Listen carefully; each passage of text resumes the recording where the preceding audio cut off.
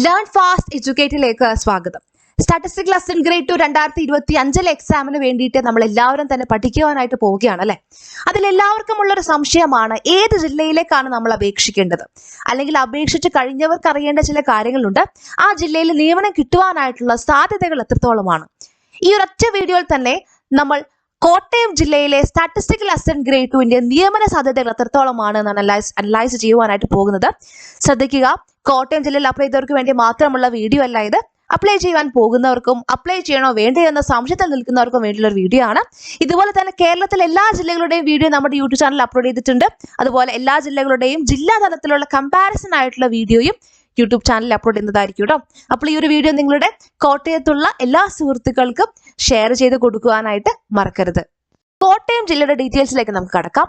എത്ര പേരാണ് കോട്ടയം ജില്ലയിൽ അപ്ലൈ ചെയ്തതിനെ കുറിച്ചുള്ള ഡാറ്റ നമുക്ക് ഇപ്പോൾ ലഭ്യമല്ല. എന്നാൽ എത്ര പേരാണ് കോട്ടയം ജില്ലയിൽ കൺഫർമേഷൻ നൽകിയത്?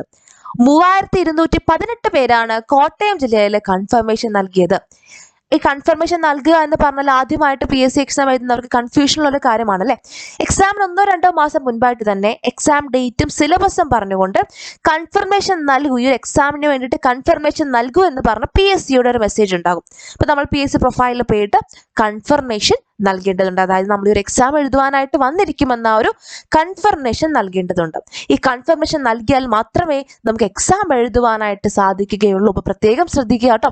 കൺഫർമേഷൻ നമ്മൾ നൽകണം. കൺഫർമേഷൻ നൽകാത്ത പക്ഷം നമുക്ക് എക്സാം എഴുതുവാനായിട്ട് സാധിക്കില്ല. അങ്ങനെ എക്സാം എഴുതാൻ പറ്റാതെ പോയിട്ടുള്ള കുറച്ച് പേരുണ്ട്. അപ്പോൾ അങ്ങനെയുള്ള അബദ്ധങ്ങളൊന്നും തന്നെ പറ്റരുത്. എല്ലാവരും ഇപ്പോൾ ശ്രദ്ധിക്കേണ്ട ഒരു കാര്യമാണ്. PSC പ്രൊഫൈൽ ഇടയ്ക്കിടയ്ക്ക് ചെക്ക് ചെയ്യുക. കൺഫർമേഷൻ നൽകുവാനായിട്ട് വരുമ്പോൾ തന്നെ അതുമായിട്ട് ബന്ധപ്പെട്ട കാര്യങ്ങളൊക്കെ നമ്മളുടെ യൂട്യൂബ് ചാനലിലും അതുപോലെ ടെലഗ്രാം ഗ്രൂപ്പിലും എല്ലാം തന്നെ അപ്ഡേറ്റ് ചെയ്യുന്നതായിരിക്കും കേട്ടോ.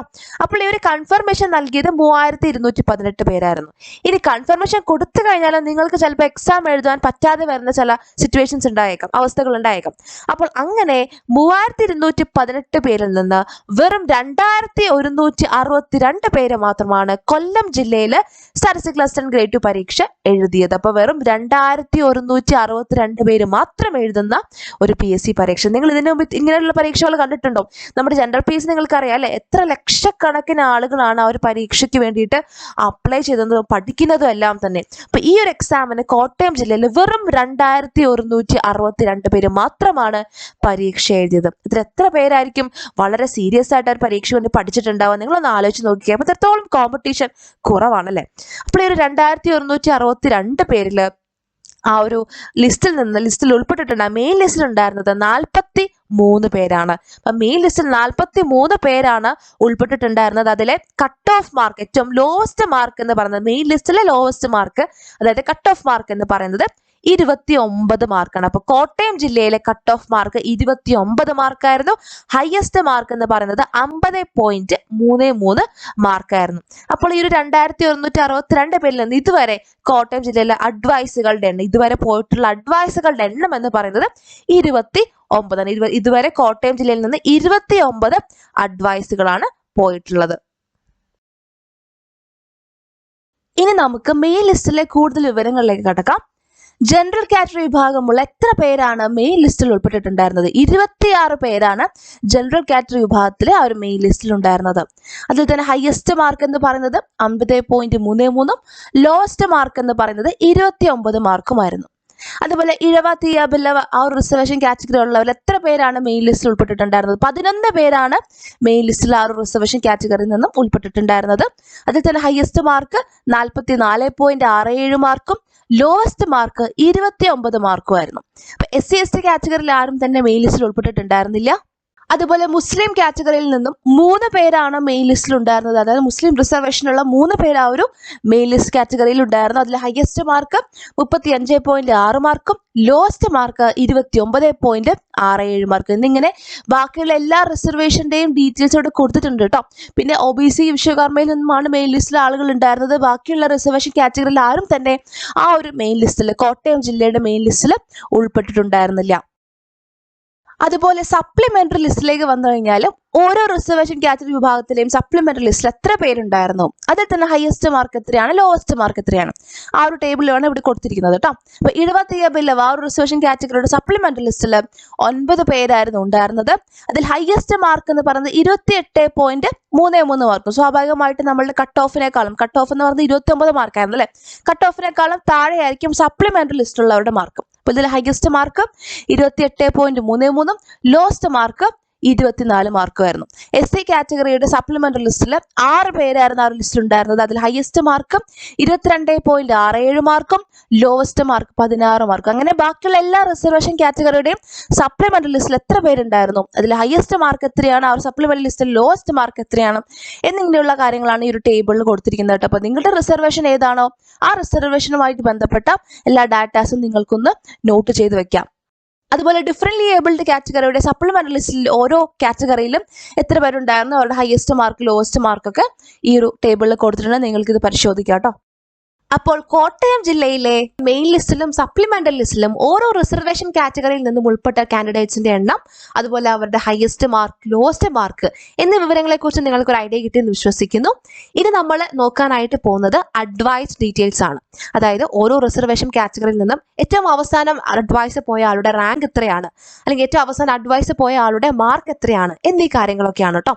അതിലേക്ക് കടക്കുന്നതിന് മുൻപായിട്ട് സ്റ്റാറ്റിസ്റ്റിക്സ്, മാത്തമാറ്റിക്സ്, കൊമേഴ്സ്, എക്കണോമിക്സ് എന്നീ വിഷയങ്ങൾ പ്രധാന വിഷയമായി വരുന്ന കേരള PSC പരീക്ഷകൾ, അതായത് കഴിഞ്ഞ തവണത്തെ സ്റ്റാറ്റിസ്റ്റിക്കൽ അസിസ്റ്റന്റ് ഗ്രേഡ് 2 എക്സാം, അതുപോലെ 2024 ജൂണിൽ നടന്ന റിസർച്ച് അസിസ്റ്റന്റ് പരീക്ഷ, അതുപോലെ കഴിഞ്ഞ വർഷം നടന്ന റിസർച്ച് ഓഫീസർ പരീക്ഷ എന്നീ 3 പരീക്ഷകളിലും ലേൺ ഫാസ്റ്റ് എഡ്യൂക്കേറ്റ് നേടിയ നേട്ടങ്ങളെക്കുറിച്ച് കുറച്ച് നിമിഷങ്ങൾ.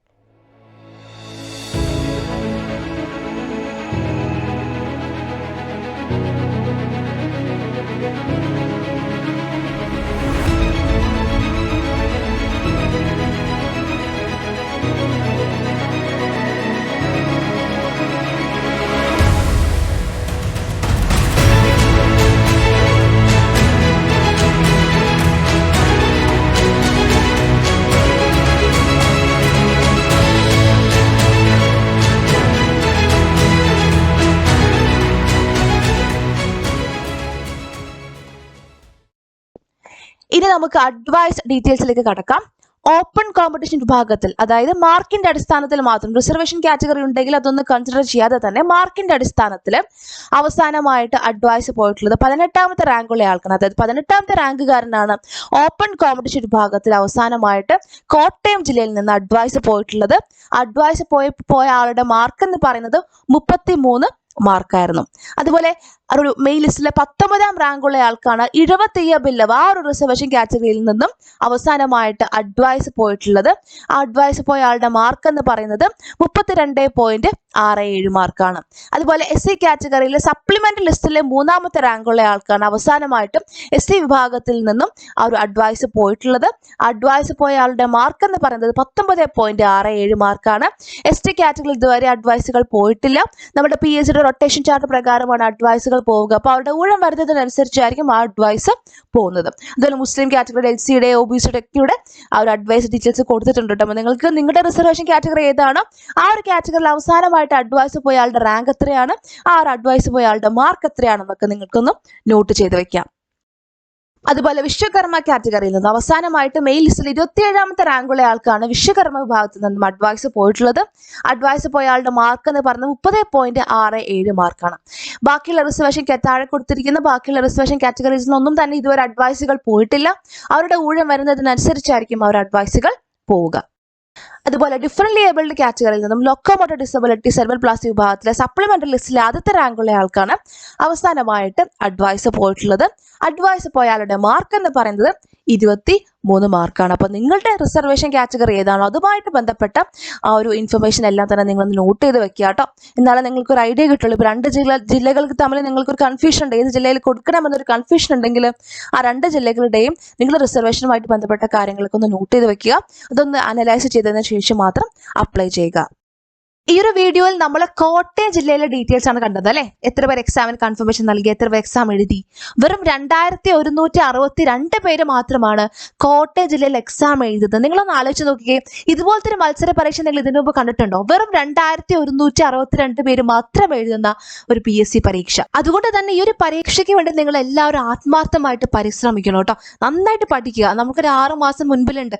എല്ലാ ദിവസവും നമ്മുടെ ആ ഒരു ജില്ലയുടെ റാങ്ക് ലിസ്റ്റ് പബ്ലിഷ് ചെയ്യുന്ന സമയത്ത് നിങ്ങളുടെ രജിസ്റ്റർ നമ്പറും നിങ്ങളുടെ പേരും ആ ഒരു ടോപ്പ് റാങ്കിൽ തന്നെ ഉണ്ടാവണം എന്നുള്ള ഒറ്റ ലക്ഷ്യത്തിൽ നിങ്ങൾ നന്നായിട്ട് പഠിക്കുക. ഈ ഒരു 6 മാസക്കാലം നിങ്ങൾ ആത്മാർത്ഥമായിട്ട് പരിശ്രമിച്ചു കഴിഞ്ഞാൽ ഉറപ്പായിട്ടും നിങ്ങൾക്ക് ആ ഒരു ലിസ്റ്റിൽ ഏറ്റവും ടോപ്പ് റാങ്കിലേക്ക് എത്തുവാനായിട്ട് സാധിക്കും. അപ്പോൾ എങ്ങനെയാണ് നമ്മൾ ഈ ഒരു പരീക്ഷയ്ക്ക് വേണ്ടി പഠിക്കേണ്ടത്, തയ്യാറെടുക്കേണ്ടത്? സബ്ജക്ട് ബേസ്ഡ് എക്സാമുകളിൽ, അതായത് പ്രത്യേകമായിട്ടും സ്റ്റാറ്റിസ്റ്റിക്സ്, മാത്തമാറ്റിക്സ്, കൊമേഴ്സ്, എക്കണോമിക്സ് എന്നീ വിഷയങ്ങൾ പ്രധാന വിഷയമായി വരുന്ന സബ്ജക്ട് ബേസ്ഡ് എക്സാമുകളിൽ PSC ചോദ്യങ്ങൾ ചോദിക്കുന്ന ഒരു രീതിയുണ്ട്.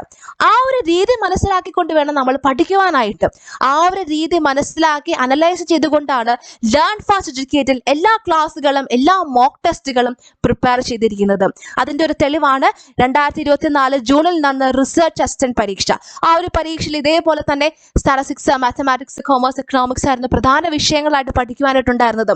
ആ ഒരു പരീക്ഷയിൽ ലേൺ ഫാസ്റ്റ് എഡ്യൂക്കേറ്റിൽ പഠിപ്പിച്ച ഭാഗങ്ങളിൽ നിന്നും 64 ചോദ്യങ്ങളാണ് നമ്മളുടെ മെയിൻ എക്സാമിന് വന്നത്. 64 ചോദ്യങ്ങൾ, എക്സാക്ട്ലി സെയിം ആയിട്ടുള്ള ചോദ്യങ്ങൾ, സിമിലർ ആയിട്ടുള്ള ചോദ്യങ്ങൾ, പഠിച്ച കാര്യങ്ങൾ അപ്ലൈ ചെയ്യേണ്ട ചോദ്യങ്ങൾ, അങ്ങനെ 64 ചോദ്യങ്ങളാണ് ഒരു പരീക്ഷയ്ക്ക് വന്നത്. ആ 64 ചോദ്യങ്ങൾ ഏതൊക്കെ ക്ലാസ്സിലാണ് നമ്മൾ പഠിച്ചിട്ടുള്ളത്, ഏതൊക്കെ മോക്ക് ടെസ്റ്റിലെ ചോദ്യങ്ങളാണ്, അല്ലെങ്കിൽ ഏത് ക്ലാസ്സിൽ പഠിപ്പിച്ച കാര്യങ്ങൾ അപ്ലൈ ചെയ്തിട്ടുള്ള ചോദ്യങ്ങൾ എന്നിങ്ങനെയുള്ള കംപ്ലീറ്റ് വിവരങ്ങൾ യൂട്യൂബിൽ ഒരു വീഡിയോ ആയിട്ട് അപ്ലോഡ് ചെയ്തിട്ടുണ്ട്. നിങ്ങൾക്കത് കണ്ടു നോക്കാം. അപ്പോൾ ആ ഒരു PSC ചോദ്യങ്ങൾ ചോദിക്കുന്ന രീതി മനസ്സിലാക്കിക്കൊണ്ട് തന്നെയാണ് ലേൺ ഫാസ്റ്റ് എഡ്യൂക്കേറ്റിന്റെ എല്ലാ ക്ലാസ്സുകളും തയ്യാറാക്കുന്നത്. അതിന്റെ ഫലം തന്നെയായിരുന്നു 64 ചോദ്യങ്ങൾ വന്നതും. മാത്രമല്ല, റിസർച്ച് അസിസ്റ്റന്റ് പരീക്ഷയിൽ വെറും 159 പേര് മാത്രം അടങ്ങുന്ന ഷോർട്ട് ലിസ്റ്റിൽ ഇടം നേടിയത് 37 പേരാണ്. അത് സ്റ്റേജ് വൈഡ് എക്സാം ആണ്. 37 പേരും ലേൺ ഫാസ്റ്റിലെ സ്റ്റുഡൻസ് ആയിരുന്നു. 19 പേരാണ് മെയിൻ ലിസ്റ്റിൽ മാത്രമുള്ളത്. 19 പേര് മെയിൻ ലിസ്റ്റിലും 18 പേര് സപ്ലിമെന്ററി ലിസ്റ്റിലും. അതുപോലെ 2022 സ്റ്റാറ്റിസ്റ്റിക്കൽ അസിസ്റ്റന്റ് ഗ്രേഡ് 2 പരീക്ഷയിൽ ലേൺ ഫാസ്റ്റ് എഡ്യൂക്കേറ്റിൽ നിന്നും 55 റാങ്ക് ഹോൾഡേഴ്സ് ആണ് ഉണ്ടായിരുന്നത്. 55 റാങ്കുകൾ, 1, 2, 3, 4, 5 റാങ്കുകൾ ഉൾപ്പെടെ വിവിധ ജില്ലകളിലായി 55 റാങ്കുകൾ. എങ്ങനെയാണ് ഇത് സാധ്യമാവുക? PSC പരീക്ഷയിൽ ചോദ്യങ്ങൾ ചോദിക്കുന്ന ഒരു രീതിയുണ്ട്. ആ ഒരു രീതി മനസ്സിലാക്കി വേണം നമ്മൾ പഠിക്കുവാനായിട്ട്. ഞങ്ങൾ ക്ലാസ്സിൽ പഠിപ്പിക്കുന്നതും അതുപോലെ മോക്ക് ടെസ്റ്റിൽ ഇടുന്ന ക്വസ്റ്റ്യൻസും നിങ്ങൾ ആത്മാർത്ഥമായിട്ട് പഠിക്കുകയും പ്രാക്ടീസ് ചെയ്യുകയും ചെയ്യുകയാണെങ്കിൽ തീർച്ചയായിട്ടും ഇനി വരാൻ പോകുന്ന 2025 സ്റ്റാറ്റിസ്റ്റിക്കൽ അസിസ്റ്റന്റ് ഗ്രേഡ് 2 പരീക്ഷയുടെ റാങ്ക് ലിസ്റ്റിൽ നിങ്ങളുടെ പേരും ഏറ്റവും ടോപ്പ് റാങ്കിൽ ഉണ്ടാവുമെന്നതിൽ ഒരു സംശയവുമില്ല. ഈ 2025 നിങ്ങൾ ആഗ്രഹിച്ചതുപോലെ നിങ്ങൾക്കൊരു ഗവൺമെന്റ് ജോലി നേടുവാൻ സാധിക്കട്ടെ എന്ന് ആശംസിക്കുന്നു. നിങ്ങളോടൊപ്പം ലേൺ ഫാസ്റ്റ് എഡ്യൂക്കേറ്റ് എന്നും ഉണ്ടാവും. Thank you.